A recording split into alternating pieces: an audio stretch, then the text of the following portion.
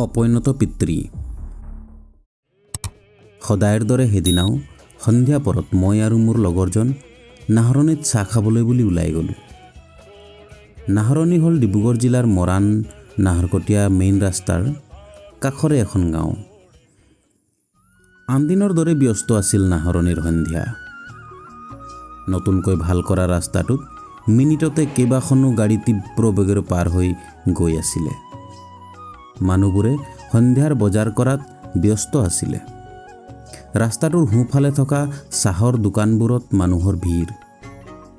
দোকানকেইখন চাহ, চিঙৰা, পিঁয়াজি, মিঠাই আদিৰ মিশ্ৰিত গোন্ধত মলমলাই আছিলে। আমিও গৈ ভিৰৰ এটা অংশ হৈ পৰিলোঁ। বেঞ্চ এখনত বহি দুয়ো চাহৰ আমেজ লৈ আছিলোঁ।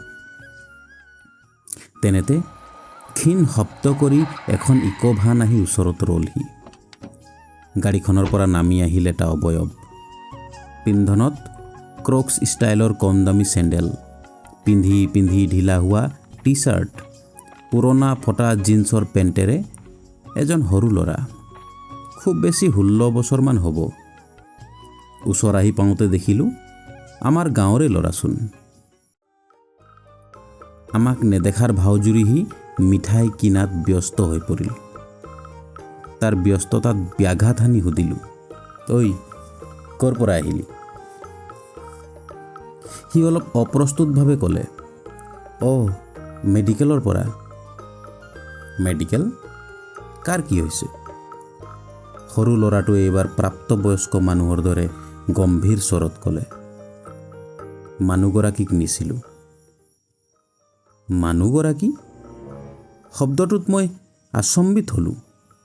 লগে লগে গাড়ীখনৰ ফালে ঘূৰি চালোঁ।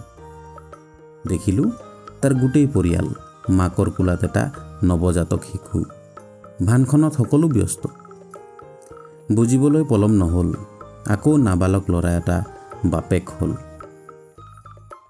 আচৰিত হৈ পৰিলোঁ। ইমান সৰু ল'ৰা, এই পঢ়াৰ বয়সত সি ল'ৰাৰ বাপেক হৈছে। একো নক'লোঁ। ক'বলৈ বিশেষ একো নাছিলেই বাৰু। বছ মিচিকীয়া হাঁহি এটা মাৰি ক'লোঁ, পাৰ্টি দিবা তেন্তে। কিন্তু সেই হাঁহিটোৰ আঁৰত তীব্ৰ চিন্তা এটাই বুকুখনত হেঁচা মাৰি ধৰিছিল। সি যোৱাৰ পাছত আমি কথা পাতিছোঁ। মেডিকেলত ই পূৰা গালি খাই আহিছে চাগে ডাক্তৰ আৰু নাৰ্ছৰ পৰা। ই নিজে সৰু ল'ৰা, নিজৰ জীৱনটোৰে থান ঠিক নাই। এতিয়া ল'ৰাৰ বাপেক। এইটো বয়সত সি নিজকে চাব নে মানুহজনীকে চাব নে ল'ৰাটোকে চম্ভালিব? তিনিওটাৰ জীৱনৰ ভৱিষ্যত কিন্তু আন্ধাৰ। নাহৰণিত সেই সন্ধিয়াত চাহৰ ধোঁৱাৰ মাজেৰে আমি দুয়োজনে বুজি উঠিছিলোঁ যে এটা নৱজাতকৰ জীৱনৰ পাতনি মেলিছে, কিন্তু তাৰ পৰিয়ালৰ ভৱিষ্যত মৰহিবলৈ আৰম্ভ কৰিছে।